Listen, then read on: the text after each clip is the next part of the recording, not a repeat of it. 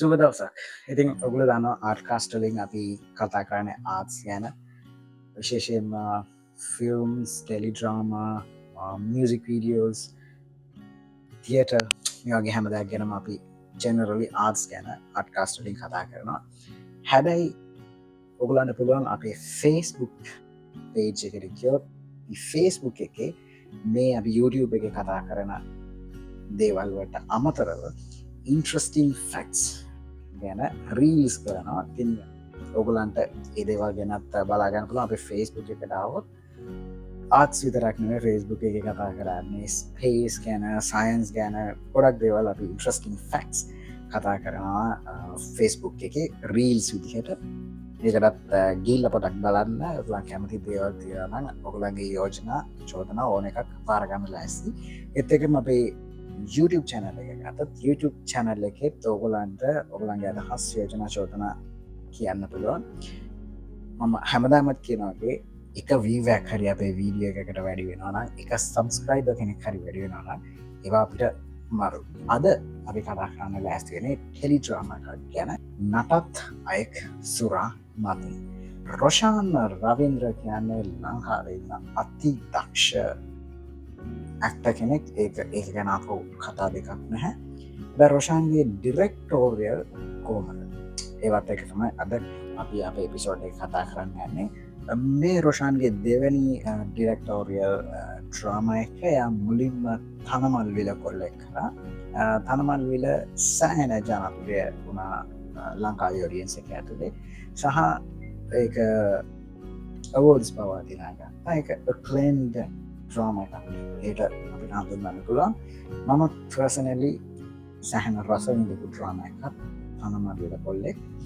හැබැයි ඊට වඩා නටත් අයෙක් සුරා මතින් එකේ වෙනස මේකේ මේන් ඇක්ටර් මේන් රෝල් එක කරන්නේත් Roshan. I think Roshan direct කරන එකම ඇක්ට් කරනවා මේ ඩ්‍රාමා එකේ. මම කලිනුත් කිව්වා වගේ රොෂාන් කියන්නේ undoubtedly ලංකාවේ ඉන්න අතිශය දක්ෂ නළුවෙක්. මට මතකයි රොෂාන්ගේ මුලම කාලේ ආනන්ද අබේනායකගේ සිංගල් එපිසෝඩ් ඩ්‍රාමා එකක ඩ්‍රාමා එකේ නම ආදරයට මල් මිටක්. මට මතක විදිහට ඒක සංසාරේ පිසටහන් ඩ්‍රාමා සීරීස් එකේ එක ඩ්‍රාමා එකක්. ආදරය වෙනුවෙන් ලස්සන වෙනුවෙන් තමන්ගේ අදහස් ප්‍රකාශ කරන භද්‍ර යෞවනයෙකුගේ කැරක්ටර් එකක් කරේ රොෂාන්. හරිම ලස්සන ඩ්‍රාමා එකක්. පුළුවන් නම් ආයෙත් බලන්න ආදරයට මල් මිටක්.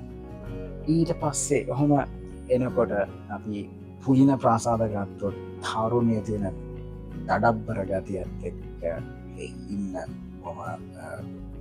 ආවේගශීලී තරුණයෙකුගේ කැරක්ටර් එකක් පුලින ප්‍රාසාදකයා කරනවා. ඒත් එක්කම සහෝදරයා ගොළු තාත්තෑකේ ඊට පස්සේ වීරයා ගෙදර ඇවිත් වෙනකොට වීරයා. ඊට පස්සේ මෑතකදීම අපි දකින්නේ නටත් අයෙක්ගේ තාත්තා.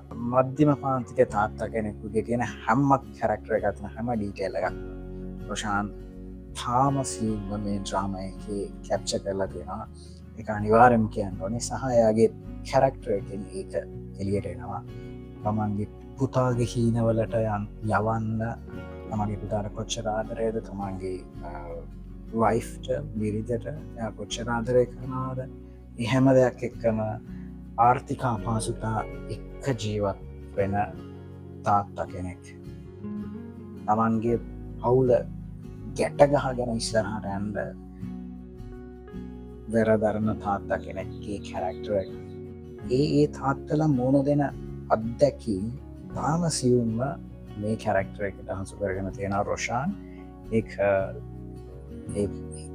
අනිවාර්යයෙන්ම පැසසිය යුතු කාරණාවක්. ඒත් එක්කම මේකට යොදාගෙන කාස්ට් එක රොෂාන්ගේ ඔපොසිට් කැරක්ටර් එක ෆීමේල් ඇක්ටර් හිමාලි සයුරන්ගේ මම තාම ආසා කරන ෆීමේල් ඇක්ටර් කෙනෙක්. එයා මල්ටි ටැලන්ටඩ් හිමාලි. අපි එයාව දකින ඇක්ටර් කෙනෙක් විදිහට, ෆීමේල් ඇක්ටර් කෙනෙක් විදිහට, ඊට පස්සේ නිවේදිකාවක් විදිහට, එයා ඩබින් ආටිස්ට් කෙනෙක්. ඉතින් ඒත් එක්කම හිමාලිගේ රංගනය ගැන කතා කරද්දී මගේ මතකයේ යන්නේ අනිවාර්යයෙන්ම තක්සලාවට. තක්සලාව එයා කරපු කැරක්ටර් එක ආනන්ද අබේනායකගේ තක්සලාව ඩ්‍රාමා එකේ. ටීචගේ කැරක්ටර එක. ඊට පස්සේ මම කියන්නේ සෑහෙන කාලයකට පස්සේ මල්ට ලොකු දෙයක් ප්ලේ කරන්න තියෙන කැරක්ටර් එකක් විදිහට පේනවා නටත් අයගේ කැරක්ටර් එක. ඊට පස්සේ මේකේ තව ලොකු කාස්ට් එකක් තියෙනවා කියලා අපිට පේනවා ටයිටල්ස් බලද්දි. විශ්වජිත් ගුණසේකර, ප්‍රියා රණසිංහ, කින්ස්ලි ලොස් වගේ දක්ෂ රංගන ශිල්පිනියන්ගේ නම් අපිට පේනවා. අපිට ඉස්සරහට කැරක්ටර්ස් උත් හම්බුවේ. ඒත් එක්කම මේ ඩ්‍රාමා එක ගැන කතා කරද්දී ඩ්‍රාමා ස්ක්‍රිප්ට් එක මට හිතෙන විදිහට ලියලා තියෙන්නේ බොහොම calm and quiet ලියවුණ ස්ක්‍රිප්ට් එකක්. ස්ක්‍රිප්ට් එක ලියන්නේ රසික සුරවීරාරච්චි. ලංකාවේ තාම ජනප්‍රිය වුණ ඩ්‍රාමාස් ලියපු රයිටර් කෙනෙක් රසික සුරවීරාරච්චි කියන්නේ. විශේෂයෙන්ම ජාතිකයේ දවසල ටෙලිකාස්ට් වුණ ටෙලි ඩ්‍රාමාස් ගණනාවක් රසිකගේ අතින් ලියවුණා. ඊට අමතරව මේ ඩ්‍රාමා එක ගැන කතා කරද්දී අනිවාර්යෙන් කතා කරන්න ඕනේ තවත් එකක් තමයි මේකේ සිනමැටෝග්‍රැෆි. ඒකට බය නැතුව සිනමැටෝග්‍රැෆි කියලා කියන්න පුළුවන් තිසරතුල්වන් මරු. ලයිටින් සහ සිනමැටෝග්‍රැෆි මාර ලස්සනයි. සමහර ෂොට්ස් තියෙනවා ඒ ෂොට්ස් වල ඉමෝෂන්ස් කැප්චර් කරලා තියෙනවා පුදුම ලස්සන විදිහට. එකක් මට මතක විදිහට එපිසෝඩ් දෙවනි එක හරි තුන්වෙනි එක හරි මෙලුවන් ගෙවල් මාරු කරලා වෙන ගෙදරකට යනවා හවුස් මූව් කරන සීක්වන්ස් එක. ඒකේ රොෂාන් ලෝරිය පිටිපස්සේ යන සීක්වන්ස් එක කැප්චර් කරලා තිබුණා. පිටිපස්සෙන් නන්දි බයික් එකෙන් යනවා. රොෂාන්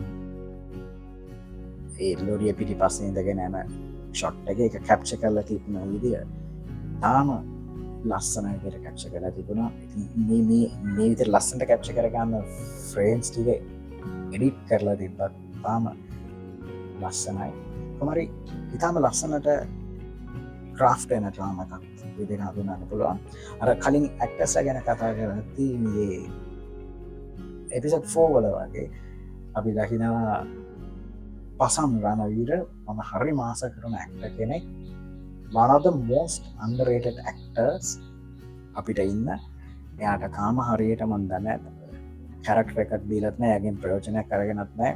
පසම දන්නේ ගොඩක් වෙලාවට ඉංග්‍රීසි තියටර් එකත් එක්ක ඉන්න කට්ටිය තමයි.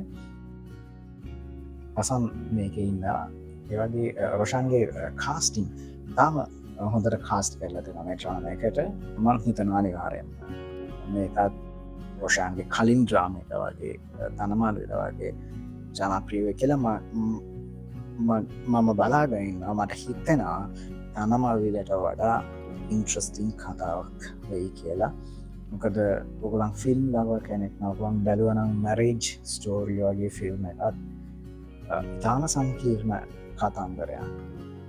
මාර කාමන් ක්වයට් ප්‍රේක්ෂකයාගේ හිත එක තැනකට අරගෙන පෙන්වන කතාවක්.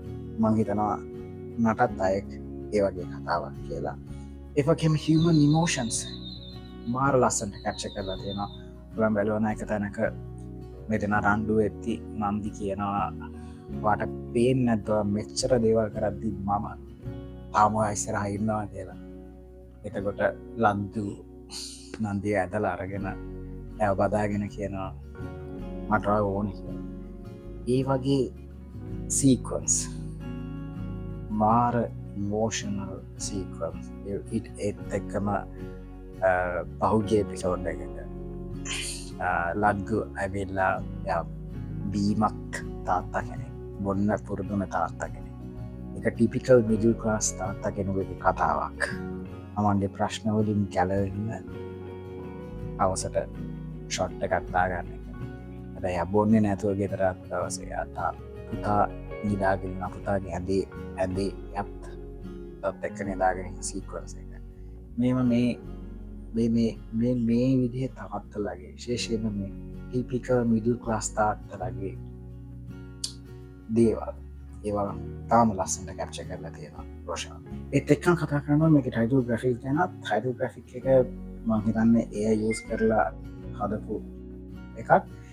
එතන සම්පූර්ණයෙන්ම මේ ඩ්‍රාමා එක පටන් ගන්න කලින් කතාව එයා කියනවා කොහොමද නන්දීව ලත් රහම්බ වෙන්නේ ඉටසේ දෙන කොමද කැම්පස් කාල ඉන්න ඉටවස නැරි කරන්න කොමද වේ සම්පූර්ණ ස්ටෝරිය එක කැරල් විශෝලකේදී කියනවා එක හරිම ලස්සන්ට කේක් කළ තිබුණා ඒ පාච්චි කරන්නති හැබයි ටෙක්නොලජි ඇටි බෙස්ට යස් කරලා තම්සපයකට ඉතින් බලන්න ස්වර්ණවාහිනය තමයි ටෙලිකාස්ට් කරන්නේ සතියන්තේ ස්වර්ණවාහිනය ගැනත් කතා කරව තැංකව මේ වගේ ඩ්‍රාම එක පෙන්න්නනට හැබැයි ඇඩුටයිස් කරද්දී මේ ඩ්‍රාමක ගැන කොලිටිය එක නැතිවෙන විදියට ඇඩටයිස් කරන්න එපා ඒකත් කියන ගමන් අදට අපි ආට් කාස්ටඩින් සමගන්නවා අපි තමත් දවසක මේ වගේ ආටස් ගැන කතා කරන්න අප ආට්කස් YouTube චැනල එකෙනවා